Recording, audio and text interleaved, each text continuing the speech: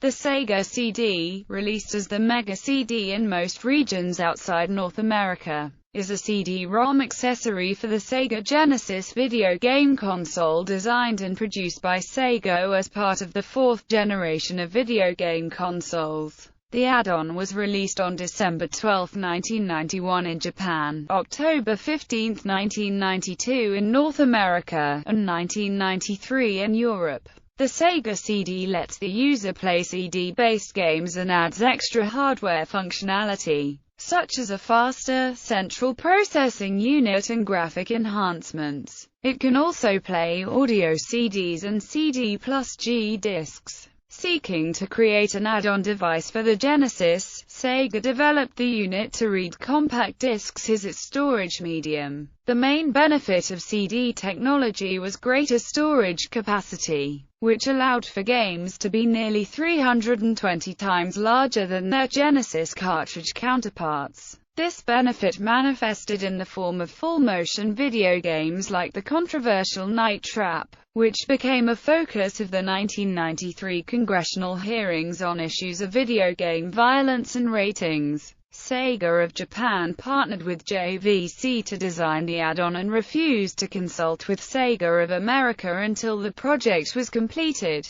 Sega of America assembled parts from various dummy units to obtain a working prototype, while the add-on became known for several well-received games such as Sonic the Hedgehog CD and Luna Eternal Blue. Its game library contained a large number of Genesis ports and FMV titles. The Sega CD was redesigned a number of times, including once by Sega and several times by licensed third-party developers. 2.24 million Sega CD units were sold by March 1996, after which the system was officially discontinued. Sega shifted its focus to the Sega Saturn. Retrospective reception to the add-on is mixed, praising the Sega CD for its individual offerings and additions to the Genesis functions, but offering criticism to the game library for its stepped issues, high price of the unit, and how the add-on was supported by Sega. History. Background. Sega entered the 16-bit era of video game consoles with the Sega Genesis. It was first released in Japan in 1988 as the Mega Drive and later released in North America in 1989 and in Europe and other regions in 1990.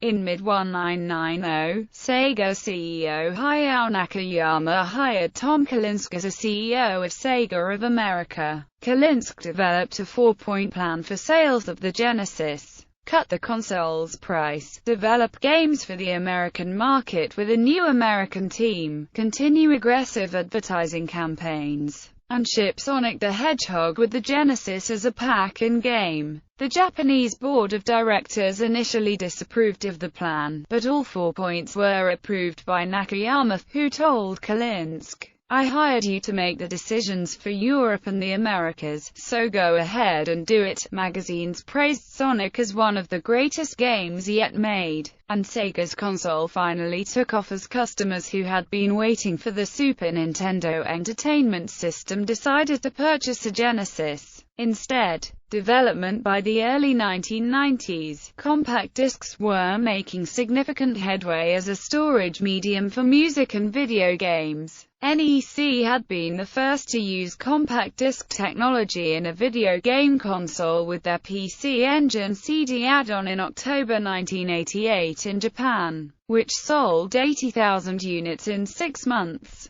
That same year, Nintendo announced a partnership with Sony to develop its own CD-ROM peripheral for the SNES. Commodore International released their CD-based CD-TV multimedia system centered in early 1991, while long-in-waiting CDI from Philips finally arrived towards the end of that year. Shortly after the release of the Genesis, Sega's consumer products research and development labs led by manager Tomio Takami were tasked with creating a CD-ROM add-on for the system, which became the Sega CD. The Sega CD was originally intended to equal the capabilities of the PC Engine CD, but with twice as much random access memory. and sell for about Jp 20,000 yen. In addition to relatively short loading times, Takami's team planned for the device to feature hardware scaling and rotation similar to that found in Sega's arcade games, which required the use of a dedicated digital signal processor. However, two changes made later in development contributed to the final unit's higher than expected price.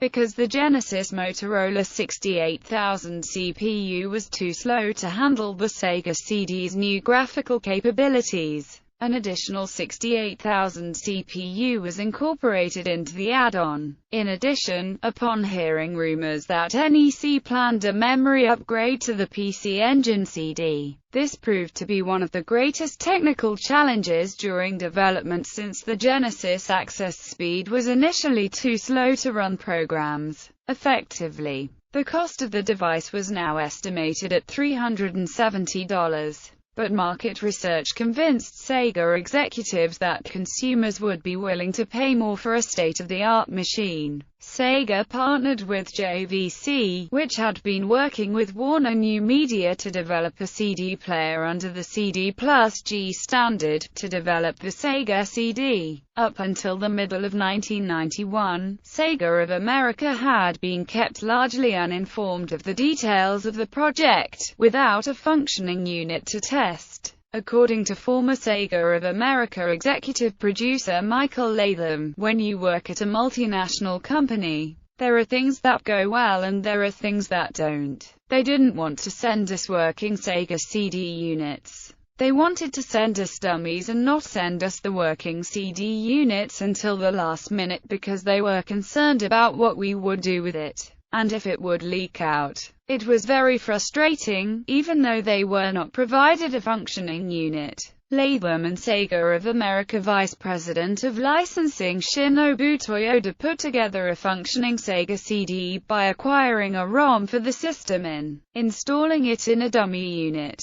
Further frustrating the Sega of America staff was the construction of the add-on. The Mega-CD was designed with a cheap, consumer-grade audio CD drive, not a CD-ROM, stated Scott Bayless, former Sega of America senior producer. Quite late in the run-up to launch, the quality assurance teams started running into severe problems with many of the units, and when I say severe, I mean units literally bursting into flames. We worked around the clock, trying to catch the failure in progress, and after about a week we finally realized what was happening, citing the need of game titles to utilize more time-seeking data than the CD drive was designed to provide. Launch Sega announced the release of the Mega-CD in Japan for late 1991, and North America in 1992. It was unveiled to the public for the first time at the 1991 Tokyo Toy Show, to positive reception from critics. The Mega-CD would go on to be released in Japan on December 12, 1991, initially retailing at Jp 49,800 yen. Though the units sold quickly, the small install base of the Mega Drive in Japan meant that sales declined rapidly after launch. Within its first year in Japan, the Mega-CD only sold 100,000 units. Third-party development of games for the new system suffered because Sega took a long amount of time to release software development kits. Other factors impacting sales included the high launch price of the Mega-CD in Japan and only 2 titles being available at launch. On October 15, 1992, the Sega CD was released in North America, with a retail price of $299. Advertising for the add-on included one of Sega's slogans, "Welcome to the next level." Though only 50,000 units were available at launch due to production issues, the add-on sold over 200,000 units by the end of 1992. As part of Sega's sales, Blockbuster LLC purchased Sega CD units for rental in their stores. The Mega-CD was launched in Europe in the spring of 1993, at a price of £270. Only 70,000 units were initially available in the United Kingdom, but 60,000 units were sold by August 1993. Emphasized by Sega of America. The benefits of the Sega CD's additional storage space allowed for a large amount of full-motion video games to be published for the add-on,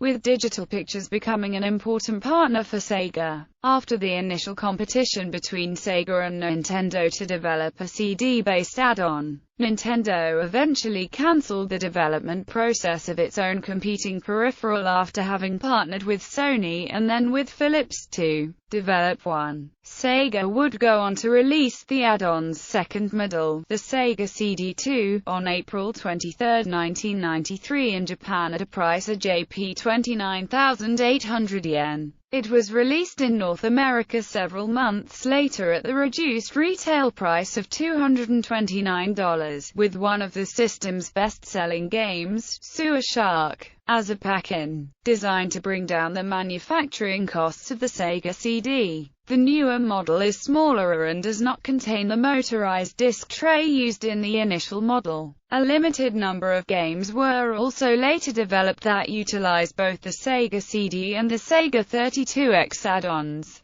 the latter of which was released in November 1994. Night Trap controversy. On December 9, 1993, the United States Congress began to hold hearings on video game violence and the marketing of violent video games to children. One of the games at the center of this controversy was the Sega CD's Night Trap, a full-motion video adventure game by Digital Pictures. Night Trap had been brought to the attention of United States Senator Joe Lieberman, who said of the game, "I looked at that game too, and there was a classic. It ends with this attack scene on this woman in lingerie, in her bathroom. I know that the creator of the game said it was all meant to be a satire of Dracula, but nonetheless, I thought it sent out the wrong message." Lieberman's research later went on to conclude that the average video game player at the time was between 7 and 12 years old, and that video game publishers were marketing violence to children. Similar issues were brought up in the United Kingdom, with former Sega of Europe development director Mike Brogan noting that Night Trap got Sega an awful lot of publicity. Questions were even raised in the UK Parliament about its suitability.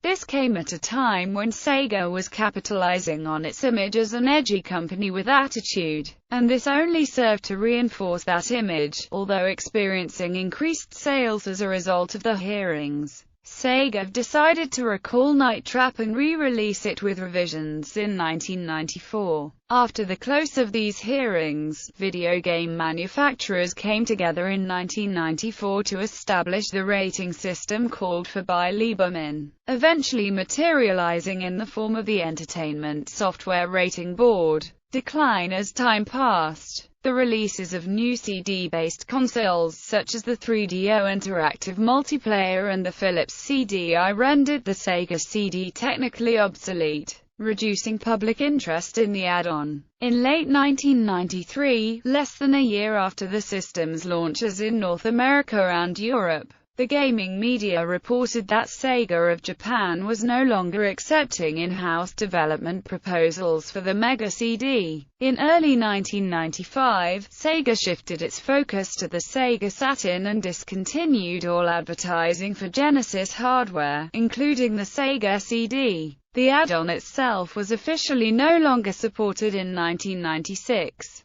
2.24 million Sega CD units were sold worldwide, including 400,000 in Japan. Technical specifications. The Sega CD can only be used in conjunction with a Genesis system, attaching through an expansion slot on the side of the main console. Though the Sega CD is an add-on, it does require its own separate power supply. In addition to playing its own library of games in CD-ROM format, the Sega CD can also play compact discs, karaoke CD plus G discs, and can also be used in conjunction with the Sega 32X to play 32-bit games that utilize both add-ons. The second model, also known as the Sega CD2, also includes a steel joining plate to be screwed into the bottom of the Genesis, as well as an extension spacer to work with the original model of the Genesis. The main CPU of the Sega CD is a 12.5 MHz 16-bit Motorola 68000 processor, which runs 5 MHz faster than the Genesis processor. It contains 1 MB of boot ROM, allocated for the CD game BIOS, CD player software, and compatibility with CD+G discs. 6 MB of RAM are allocated to data for programs, pictures, and sounds, 512 KB to PCM waveform memory, 128 KB to CD-ROM data cache memory, and an additional 64 KB are allocated as backup memory. Additional backup memory in the form of a 1 MB backup RAM cartridge was also available as a separate purchase, released near the end of the system's life. Audio is able to be supplied through the Rico RF5C164, and 2 RCA pin jacks allow the Sega CD to output stereophonic sound separate from the Genesis. Combining stereo sound from a Genesis to either version of the Sega CD requires a cable between the Genesis's headphone jack and an input jack on the back of the CD unit. This is not required for the second model of the Genesis. Though the Sega CD offers a faster processor, its main purpose is to expand the size of the games. Whereas ROM cartridges of the day typically contained 8